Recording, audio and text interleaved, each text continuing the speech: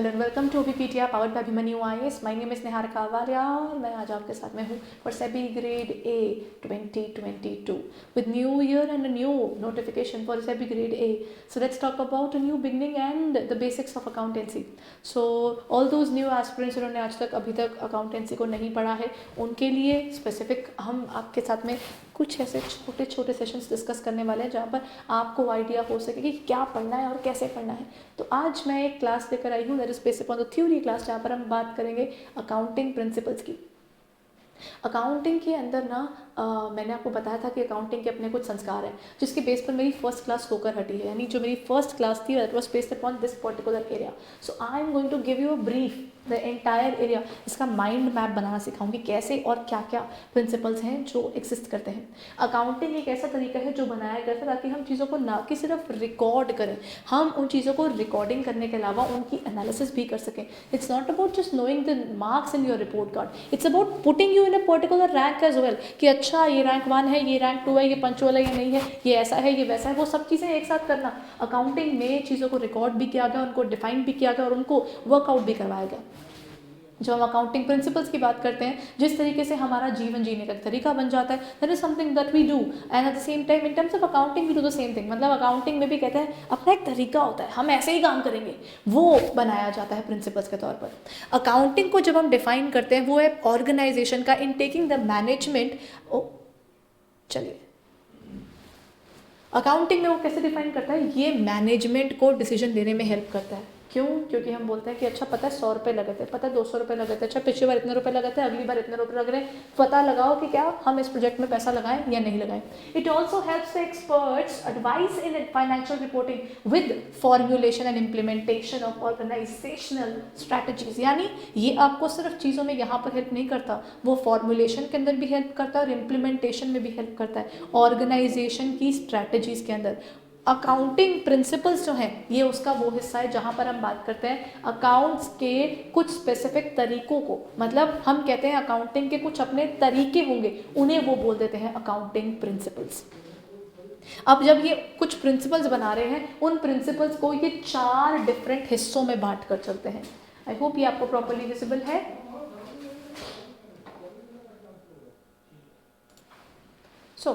चलो I hope it's sorted now. आगे बढ़ते हैं अकाउंटिंग अजम्पशन की तरफ। अकाउंटिंग अजम्पशंस पहला है अकाउंटिंग प्रिंसिपल्स के हिस्से के अंदर। अकाउंट्स कहते हैं कि कुछ चीज़ों पर बेस्ड होना चाहिए, हर चीज़ वेरिएबल हो गई तो कैसे बनाओगे। लॉ ऑफ डिमांड पढ़ा है, लॉ ऑफ सप्लाई पढ़ा है, उसमें कहते हैं कीपिंग अदर थिंग्स कांस्टेंट, ये चीज़ ऐसी होती है। यानी कुछ चीज़ों को हम क्या मानते हैं, स्टेबलाइज मानकर चलते हैं। Among them is the accounting assumptions, कुछ चीज़ें हम अज्यूम करते हैं। नेक्स्ट पॉइंट आता है अकाउंटिंग के कॉन्सेप्ट्स। अकाउंटिंग के थोड़ी सी थ्योरेटिकल पार्ट, उन्होंने फिलोसफी रखनी थी, कहते हैं हमारी फिलोसफी ये है, उन्हें बोल दिया गया अकाउंटिंग कॉन्सेप्ट्स। फिर वो लोग कहते हैं कुछ चीज़ें अकाउंटिंग में, देखिए कुछ भी कर लीजिए, इन चीज़ों को हमें ऐसा ही रखना पड़ेगा, उन्हें उन्होंने बोल दिया अकाउंटिंग कंस्ट्रेंट्स। और अंत में आकर उन्होंने बोला कि देखिए अकाउंट्स के कुछ रूल्स बनाकर रखिए, रूल्स बने होंगे तो हमें कुछ समझ में आएगा, उन्हें उन्होंने डिफाइन कर दिया एज अकाउंटिंग स्टैंडर्ड्स। सो अकाउंट्स के अंदर आपके पास ये 4 डिफरेंट एरियाज देखने को मिलते हैं, accounting assumptions, accounting concepts, accounting constraints and accounting standards. शुरुआत करते हैं अकाउंटिंग की बेसिक अजम्पशन से। अकाउंट्स किस किस चीज़ को अज्यूम करके चलता है। अकाउंटिंग अजम्पशंस में सबसे पहला है मनी मेजरमेंट। कहते हैं कि देखो अगर मुझे चीज़ को डिफाइन करना है तो मुझे उससे पैसे में तो बताओ, मैं सिर्फ गुड, बेटर, बेस्ट के तौर पर बैलेंस शीट कैसे बनाऊं, how can I note down things on the basis of this scenario, that can be a major trouble. कहते हैं हर चीज़ को पैसे में तोल कर उसी को नोट करो, उसे वो कहते हैं मनी मेजरमेंट, यानी चीज़ों को पैसों में नोट करना। देन नेक्स्ट पॉइंट दिस से was the business entity. Business entity concept मतलब हमारे पास आ जाता है, बिजनेस एंटिटी का मतलब होता है लोग अलग, यानी बिजनेसमैन अलग और बिजनेस अलग। आप जब बिजनेसमैन बिजनेस में पैसा डाले तो बिजनेसमैन अलग हो गया और बिजनेस अलग हो गया। What ever money I am putting into the business, business की रिस्पॉन्सिबिलिटी है कि उस पैसे को अच्छे से इस्तेमाल करेगा और मुझे उसके बदले रिटर्न्स भी देगा। क्यों दूं मैं उसको पैसे? अगर ऐसी ही बात होनी है तो वो बोलते हैं बिजनेस एंटिटी कॉन्सेप्ट, यानी बिजनेस और बिजनेसमैन को कर दो अलग। जब बिजनेसमैन बिजनेस से कुछ भी पैसा निकाले तो उसको बोल दो कि आप बिजनेस से पैसा बाहर निकाल रहे हो, जब आपने पैसा डाला था उसको मैंने बोल दिया था कैपिटल। आप जब आज बिजनेस से किसी भी रीजन से पैसा निकाल रहे हो उसको मैं डिफाइन करूंगी एज ड्रॉइंग्स। इस तरीके से उन्होंने दो चीजों को डिफाइन किया, number one is business entity, then we have the capital and drawings. Next point that comes is going concern. Men may come and men may go but business will continue. कहते हैं लोग तो आते जाते रहेंगे, business जिंदा रहता है। हम मानकर चलते हैं कि बिजनेस खत्म नहीं होता। For example every single day, जब हम बच्चे थे हमें नहीं मालूम था हम कितने टाइम जिंदा रहेंगे, we never thought of it. हम लोग हर रात को ये सोचते थे अच्छा यूनिफॉर्म कल की तैयार करके सोना है। लोग जब अपने लिए बाय करते हैं राशन तो अगले पूरे महीने का बाय करते हैं, यानी उनको ये अजम्पशन पर चल रहे होते हैं हम अगले एक महीने जिंदा रहेंगे तो हमें खाना भी चाहिए होगा। यानी हम लोग साइलेंटली हर कोई इस चीज़ को मानता है। तो क्या अगर बिजनेस आज अपनी बुक्स बंद करके कल की बुक्स के लिए ओपनिंग में लिखेगा नहीं कि मेरे पास 10,000 रुपये कहाँ पड़े हैं, हमारे पास हमारे काउंटर में 10,000 रुपये कैश पड़ा है, तो क्या कुछ गलत है? वो अपने आज की क्लोजिंग वैल्यू को कल की ओपनिंग में डाल कर आएगा और बोलेगा आज की बुक्स अगर बंद हुई है कल की बुक्स में खोल रहा हूँ। They call it the going concern concept. Next is time period, यानी अकाउंटिंग पीरियड। अकाउंटिंग पीरियड कैसे डिफाइन किया गया? Now that accounting period concept को कैसे बोल देते हैं? अकाउंटिंग पीरियड यानी एक पर्टिकुलर साल में ही चीज़ों को डिफाइन किया जाए। यानी बिजनेस की पूरी जिंदगी एक साथ नहीं पढ़ी जा सकती। अगर मैं आपको अकाउंट्स की एक बुक दे दूं और उसमें सिर्फ पैराग्राफ में सब कुछ लिखा हो या पॉइंटर में भी सब कुछ लिखा हो, लेकिन उसमें कोई टॉपिक नहीं है, उसमें कोई सब टॉपिक नहीं है, उसमें कोई चैप्टर नहीं है, पेज नंबर लिखे हुए सिर्फ और लिख दिया 1 to 100 पूरा इसमें यही है, पढ़ा जाएगा? साइकोलॉजिकल इंसान कहता है ऐसे नहीं पढ़ सकता, मेरे को दिखाओ, छोटे छोटे चैप्टर दिखोगे तो मैं पढ़ पाऊंगा ना। तो कहते हैं बिजनेस भी वैसा है, पूरा बिजनेस एक साथ पढ़ने जाओगे तो कुछ ही समझ आएगा। कहते हैं काम करो छोटे छोटे हिस्सों में बांट दो उसको, और उसको हम बोल देते हैं उसका समय। बिजनेस को हर बार हम 12 मंथ्स में डिफाइन करके चलते हैं और हमारे कंट्री के अंदर जो फाइनेंशियल ईयर है वो शुरू होता है 1 अप्रैल से और ये खत्म होता है 31 मार्च को। ठीक है, इस तरीके से ये बनाया जाता है। This is as per ICSI। अगर आप ICAI के हिसाब से जाएंगे या फिर अगर आप NCERT से अकॉर्डिंग जाएंगे तो अकाउंटिंग अजम्पशन में ना कई जगहों पर आपको लिखा जाएगा GC&A। दैट मीन्स एक आपका होता है गोइंग कंसर्न, इसके बाद अगला होता है कंसिस्टेंसी, यानी वो बोल देते हैं कि देखिए जो भी चीज़ चल रही है आप बदलो, बदलाव अच्छा होता है लेकिन बार बार मत बदलो। यानी अगर आप मेथड A से मेथड B पर शिफ्ट हुए and you had a valid reason, it's good. अगर आपके पास वैलिड रीजन नहीं है तो बार बार मत बदलो। You shouldn't do it every single day कि अच्छा इस साल हमने ये मेथड यूज़ किया, अगली बार दूसरा करते हैं, अगली बार तीसरा करते हैं, अगली बार चौथा करते हैं।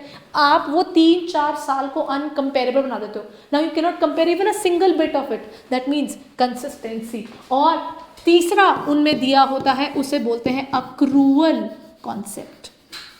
ये कंसेप्ट की बड़ी इंपॉर्टेंस है, यही एक बहुत बड़ा रीज़न है कि डबल एंट्री बुक कीपिंग आया, मतलब जो हम यूज़ करते हैं। यानी हर चीज़ के 2 इम्पैक्ट, जो आज अकाउंटिंग इस्तेमाल होती है उसमें 2 इम्पैक्ट नोट होते हैं कि कोई चीज़ आती है तो आपके पास से कोई चीज़ जाती भी है, किसी से पैसे लिए तो उसको वापस भी करना तो उसका नाम नोट करके रखो। ऐसी बेसिक बातें अकाउंट्स में जब डली तो उसका रीज़न एक ये कंसेप्ट है। अक्रूवल कंसेप्ट कहता है कि पैसा आया नहीं है माना, लेकिन ड्यू तो हो गया, तो उसको नोट नहीं करोगे क्या? अगर मुझे 10 लोगों से पैसे लेने हैं, याद नहीं रहा कोई बात नहीं, जब वहाँ पर 25 लोग गए, जब वहाँ पर 30 लोग हो गए, 40 लोग हो गए, मुझे याद नहीं रहेगा, तो प्लीज़ जब मेरी चीज़ ड्यू हो जाती है या रिसीव विचएवर इज अर्लियर, आप उसके हिसाब से नोट करो। बेटर होता है कि आप ड्यू वाली चीज़ के समय पर उसको नोट ज़रूर कर लो, ताकि जब आपको देने हो या किसी से पैसे लेने हो, दोनों ही समय पर हमको दिक्कत ना आए। कुछ बुक्स के अंदर आपके पास अकाउंटिंग अजम्पशंस में सिर्फ ये 3 दी होती है, यानी going concern, consistency and accrual concept. ठीक है, तो ये मैंने आपको आज बहुत सारे अजम्पशंस के एरियाज को कवर करवाया। अगला आपके पास आ जाता है इसके अकाउंटिंग के कॉन्सेप्ट और कौन कौन से हैं। कुछ बुक्स के अंदर तो ये सारे के सारे इकट्ठे लिखे हुए मिलते हैं, क्योंकि इन सब के बेसिक मीनिंग आपको पता होना चाहिए। अब मैंने आपको बताया अक्रूवल कॉन्सेप्ट के बारे में। अक्रूवल यानी जो चीज़ के ड्यू होने पर ही नोट करने की सिंपल सी बात कहता है। उसका एक और आप बोल सकते हैं एक और कॉन्सेप्ट, जिसे बोलते हैं रेवेन्यू रियलाइजेशन कॉन्सेप्ट या रेवेन्यू रिकॉग्निशन कॉन्सेप्ट भी कहा जाता है। ये कहता है जब पैसा मिल रहा होगा ना तब नोट कर लेना, याद नहीं रहता ऐसे। तो आप जैसे ही पैसा आता है, आप जैसे सेल करिए गुड्स की, तो गुड्स सेल करके कैश आ गया, आप इसको नोट कर लो साथ साथ कि हमने सेल करी है, आपने कुछ परचेज किया, कैश दिया और साथ साथ में नोट कर लिया। यानी आप ना चीज़ों को जब रियलाइज करते हैं तब आप उन्हें रिकॉग्नाइज कर लीजिए बुक्स ऑफ अकाउंट्स के अंदर। नेक्स्ट आपके पास आ जाता है full disclosure. Full disclosure principle कहता है भैया जो भी बात है क्लियरली बताओ। ऑर्गेनाइजेशन मैनेजमेंट के समय मेथड ए यूज़ कर रहे हैं, मेथड बी यूज़ कर रहे हैं, क्या यूज़ कर रहे हैं क्या नहीं कर रहे हैं, जो भी चीज़ अगर आपके शेयर होल्डर को नहीं बताई तो धोखा है, सब बताओ, यानी फुल डिस्क्लोजर बताओ। देन ड्यूअल एस्पेक्ट, ये तो बार्टर सिस्टम को प्यार से रिकॉग्नाइज करता है कि बिजनेस अगर कुछ कमाता तो उसके पास से कुछ जाता भी है, जब आता और जाता है तो उस सबसे ड्यूअल एस्पेक्ट कॉन्सेप्ट का इस्तेमाल करना ज़रूरी हो जाता है। नेक्स्ट आपके पास आ जाता है the matching principal. Matching principal एक बहुत सीधी सी बात को कहता है। मैचिंग प्रिंसिपल कहता है आपके पास पैसा आया, मैंने कहा हाँ जी पैसा आया, तो वो कहते हैं अगर आपके पास पैसा आया तो क्यों आया। मैंने बोला देखिए इस बार मैंने खर्चा किया, मैंने इलेक्ट्रिसिटी का खर्चा किया, मैंने लोगों पर खर्चा किया, सैलरी दी लोगों को, यहाँ की मेंटेनेंस की, उसके बाद जाकर मैंने रेवेन्यू कमाया है। तो कहते सिंपल सी बात है, जो आपने इस बार इनकम कमाई है वो इसलिए कमाई है क्योंकि इस बार आपने एक्सपेंस किया है, तो आप इसी साल की इनकम में से इसी साल के एक्सपेंस को माइनस करोगे तो आएगा इसी साल का profit. That means you will be using matching principal. Take all the incomes of this particular year, take all the expense of this particular year and find it accordingly. That's called the matching concept. अगला आ जाता है the variable और objectivity concept. Variable या objectivity concept कहता है proof क्या है, क्या किया आपने। मैंने बोला मैंने एक्सपेंस किया 5,000, कहते प्रूफ का है।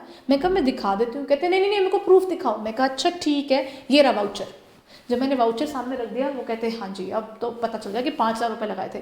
यानी जब भी आप कोई चीज़ कर रहे हैं तो how can you objectify, what is the proof, can we verify it और नॉट, ये पॉइंट उठाता है ये ऑब्जेक्टिविटी कॉन्सेप्ट। यानी ये कहता है कि हर चीज़ के साथ में आप सपोर्टिंग डॉक्यूमेंट्स को रखें ज़रूर ताकि आप प्रूव कर सकें, आपकी वेरिफिकेशन हो सके कि जो आप कह रहे हो वो सच है।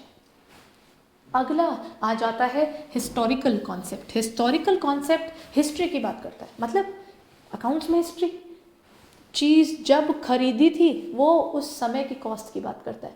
10 साल पहले खरीदी, 10 साल पहले कितने खरीदा, मैंने बोला 1 लाख। 20 साल पहले खरीदी, कितने खरीदी 80,000। कहते बस उसी पे नोट कर लो।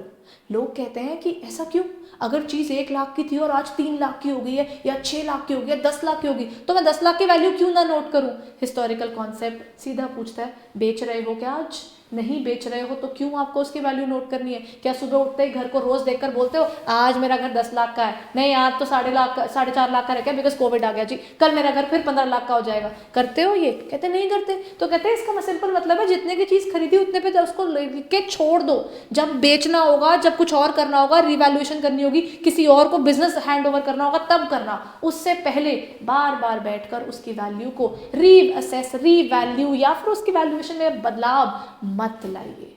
ये कहता है आपका हिस्टोरिकल कॉन्सेप्ट। आज की क्लास यहीं पर खत्म करती हूँ विद दीज अकाउंटिंग कॉन्सेप्ट्स। अगली क्लास में I will talk about accounting constraints and the accounting standards. So अगर आपको ये क्लास हेल्पफुल लगती है then kindly share it with the peers and go head और हमारी सेबी ग्रेड ए के पोर्टल पर, हमारे पोर्टल पर जाइए और सेबी ग्रेड ए के एग्जामिनेशन को लेकर there are many things which are kept for you guys and कुछ चीज़ें पेड हैं, कुछ चीज़ें फ्री हैं। जो आपको अच्छा लगता है आप उसके अकॉर्डिंगली देखिए बिकॉज बहुत सी चीज़ें आपके पास फ्री भी हैं, यानी you don't have to pay anything. आप रिव्यू कर सकते हैं कि आपकी पढ़ाई कहाँ तक पहुँची, किस तरीके तक पहुँची, तो अब उसको रिव्यू कर सकते हैं हमारे पोर्टल पर जाकर। सो आपको क्या करना है, all you need to do is you will have to go to our portal there, ठीक है। सो आपको सिर्फ हमारे पोर्टल पर जाना है and you can open it up. So आप कहीं से भी जैसे अभिपीडिया.अभिमन्यु टाइप कीजिए और यहाँ पर आपके पास चूज एग्जाम में जाइए, यहाँ पर आपके पास आएगा सेबी ग्रेड ए का ऑप्शन। तो जब सेबी ग्रेड ए आ जाए, यहाँ पर नीचे आपके पास बहुत सी चीज़ें अवेलेबल है, free PDF, free courses available है। उसके बाद हमारे वार्म अप कोर्स जो भी चल रहा है आप उसको रिव्यू कर सकते हैं, कब किस चीज़ की क्लास होती है वो आप देख सकते हो। अलॉन्ग विद दैट आपके पास हमारी टेस्ट सीरीज भी है, जिसमें से एक टेस्ट सीरीज फ्री भी है। तो अगर अभी तक आपने रिव्यू नहीं किया हमारे पोर्टल को, then kindly go ahead and check it out and stay safe guys. Thank you.